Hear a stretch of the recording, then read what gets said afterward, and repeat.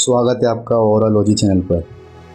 यहाँ हम motivational and self improvement videos provide करते हैं जो आपकी रियलिटी को चेंज करते हैं। चलिए शुरू करते हैं वीडियो को। ये स्कूल की कहानी नहीं है, कोई ऑफिस की डायरी नहीं है, कोई क्लासरूम की स्पीच नहीं है और ना ही किसी कोचिंग क्लास की मोटिवेशन लाइन। ये कहानी उस जगह की है जहाँ ना घड़ी चलती है ना कैलेंडर बदलते हैं, जहाँ सड़कें नहीं हैं सिर्फ कांटे हैं, जहाँ लोगों की भीड़ नहीं है सिर्फ खामोशी है। और उस खामोशी की चीरता हुआ एक ऐसा इंसान आया जो कुछ बनना नहीं चाहता था, वह खुद से भागना बंद करना चाहता था। ये कहानी उसके सफ़र की नहीं, साहस की है, जहाँ डर को मिटाने के लिए लड़ाई लड़नी नहीं पड़ती, बस खड़ा रहना पड़ता।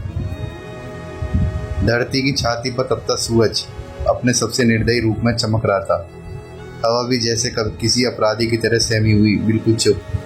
एक वीरान मैदान जहाँ दूर दूर तक कोई परछाई नहीं, बस चट्टानें, सूखी दरारें और टूटे हुए पेड़। वहाँ एक आदमी बिना चप्पल के चल रहा था। कदम तेज नहीं लेकिन रुकते भी नहीं थे। उसके पास ना पानी की बोतल थी ना बैग, सिर्फ एक लकड़ी की लाठी और आंखों में ऐसी चमक मानो उसके भीतर एक जंगली शेर पल रहा हो। उसकी चाल में थकावट नहीं थी बल्कि एक जिद थी। कोई उसे देखता तो कहता, पागल है ये, इस वीराने में क्या ढूंढ रहा है। लेकिन वो जानता था वो किसी चीज़ को ढूंढ नहीं रहा, वो तो खुद को खो देना चाहता था। उसने अपने भीतर एक लड़ाई छेड़ दी थी डर के खिलाफ, और उसे जीतने के लिए उसे बाहर की हर आवाज़ से दूर जाना था। उसे उस वीराने में पहली रात उसने एक टूटे पेड़ के नीचे रात बिताई, बिना अलावा बिना डर। रात भर जानवरों की चीखें, सरसराहटें और हवाओं की चुभन उसके कानों में गूंजती रही, लेकिन उसने आंखें बंद कर रखी थी। वह डर से नहीं लड़ रहा था, वह डर को गले लगाने की कोशिश कर रहा था। अगली सुबह जब सूरज थोड़ा नरम पड़ा, वह एक गुफा की ओर बढ़ा जिसे गांव वाले अंधेरे की कोख कहते थे।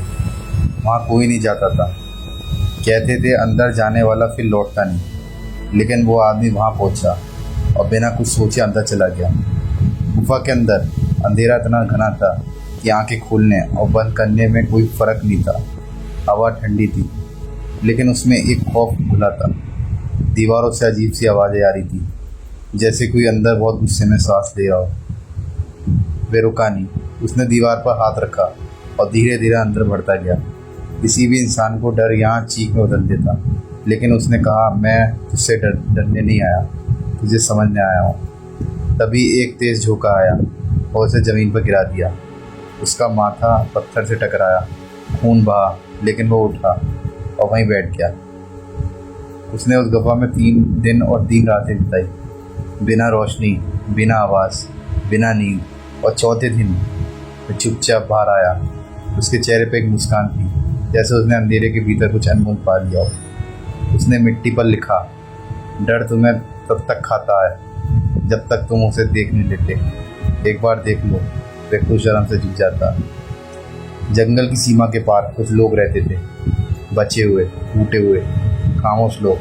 वे उस वीरान के पास तो जाते थे, लेकिन अंदर कदम रखने की हिम्मत कभी नहीं की। उन्होंने देखा एक आदमी अब उस जगह पर बैठता है, ध्यान करता है, मिट्टी से कुछ बनाता है और शाम को एक सूखे पेड़ से बातें करता है। उन्होंने सोचा, यह आदमी खतरनाक है या पागल, लेकिन किसी ने पास जाकर पूछा नहीं। एक दिन उस आदमी ने खुद ही एक जगह पर एक व्रत बनाया। उसने चारों ओर पत्थर रखे और बैठ गया। उसने कहा, आज से ये जगह डर की अदालत है। हर कोई आए, अपने डर सुनाए और फिर उसे यही छोड़ जाए। पहले कोई नहीं आया, लेकिन धीरे धीरे एक बूढ़ी औरत आई। उसकी आवाज़ काँप रही थी, मैं अपने बेटे की मौत का डर लेके जी रही। आदमी ने उसकी ओर देखा और कहा, तो क्या तुम अपनी ज़िंदगी छोड़ चुकी हो? वो औरत चुप रही। फिर एक बूढ़ा आया, मुझे अकेले मरने का डर है। आदमी ने पूछा, क्या तुम कभी जिंदा रहे? धीरे धीरे लोग आने लगे, अपना डर सुनाने लगे, और हर बार वो आदमी कुछ नहीं कहता, बस सुनता और चुपचाप ज़मीन पर एक लकीर खींच देता। कुछ हफ्तों में वहाँ सैकड़ों लकीरें बन गईं और हर लकीर के साथ लोगों का डर थोड़ा थोड़ा कम होता गया।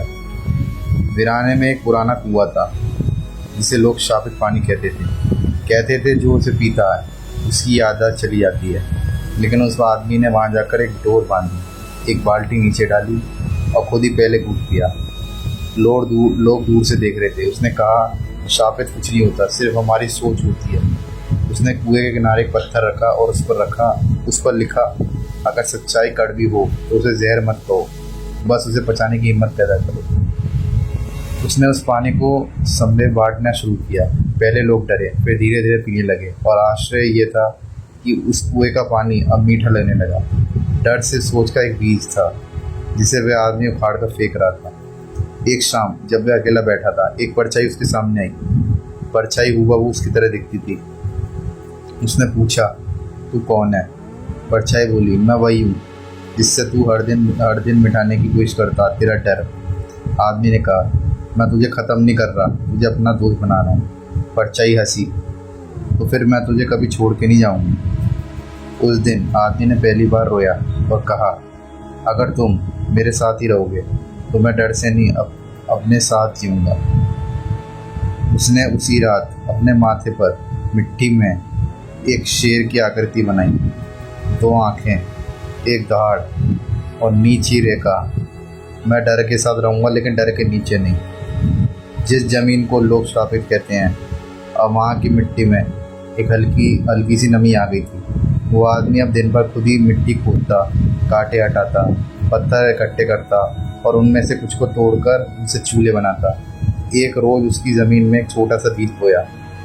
कोई खास बीज नहीं, बस जंगल में किसी सूखे फल से निकलता बीज था। लोग हंसे, यहाँ कुछ नहीं उगता, पर उसने कहा, साहस भी एक बीज है जो वहाँ उगता है जहाँ कोई उम्मीद नहीं होती। हर दिन वो उस बीज के पास बैठता, उससे बातें करता, उसे पानी देता और खुद भी वही ध्यान में बैठा रहता। धीरे धीरे वहाँ एक छोटा पौधा निकल आया। लोग देखकर चौंके, जैसे किसी मरुभूमि में नीला झंडा निकल आया है। ये सिर्फ एक पौधा नहीं था, ये एक प्रतीक था कि जहाँ डर ने घेर किया है वहाँ साहस भी उग सकता, बशर्ते कोई उसे बोने की हिम्मत करे। उस पौधे के नीचे एक पत्थर पर उसने लिखा, साहस का फल किसी पेड़ पर नहीं, अपने भीतर उगता है। एक रात जंगल के उस पार से अजीब सी आवाज़ आने लगी, कराती हुई, हंसती हुई, कुछ ऐसे जो इंसानों के नहीं लगते थे। वो आवाज़ें धीरे धीरे उस वीरान के भीतर घुस आई और फिर एक अंधड़ की तरह हवाओं में भूल गई। लोग डर के मारे घरों में छुप गए, लेकिन वे आदमी वहीं बैठा रहा, आंखें बंद, जैसे किसी गहरे समुद्र की लहरों में डूबा हुआ हो। तब एक तेजी से गर्जना हुई, मानो कुछ जंगल ने चेतावनी दी हो। तू क्यों नहीं भागता? आदमी ने आंखें खोली और बोला, क्योंकि मैं वही हूँ जिसने तू आवाज़ दे रहा है। मैं डर के लिए नहीं जवाब देने आया हूँ। उस रात उसने एक अलावा जलाया और सारी रात जलता रहा। लोग दूर से उस आग को देखते रहे और उन्हें पहली बार समझ में आया कि अंधेरे में एक भी लौ जल जाए तो सैकड़ों आंखों में रोशनियाँ लौट सकती हैं। अगले दिन उसने आवाज़ों के डर को एक विचार नाम दे दिया और मिट्टी में एक और पत्थर गाड़ा जिस पर लिखा था, हर डर एक अनसुनी पुकार है, जब तक कोई सुने नहीं वो चीख बन जाती है। अब उस वीराने में कुछ बदल सा गया था। लोग उस आदमी को गुरु कहने लगे थे, लेकिन वे हर बार मुस्कुरा रहे थे। मैं कुछ नहीं जानता, मैं सिर्फ रुक गया था और तुम सब भागते रहे। एक दिन उसने सभी को इकट्ठा किया और बोला, आज मैं तुम्हें अपनी असली किताब दिखाता हूँ। सब सोचने लगे कि शायद कोई ग्रंथ होगा, कोई पांडुलिपि, लेकिन वे आदमी उठा और अपनी पीठ से कपड़ा हटाया। वहाँ गहरे घाव थे, पुराने, ताजे और कुछ जो तब तक रस रहे थे। उसने कहा, ये मेरी किताब है, हर घाव एक अध्याय है।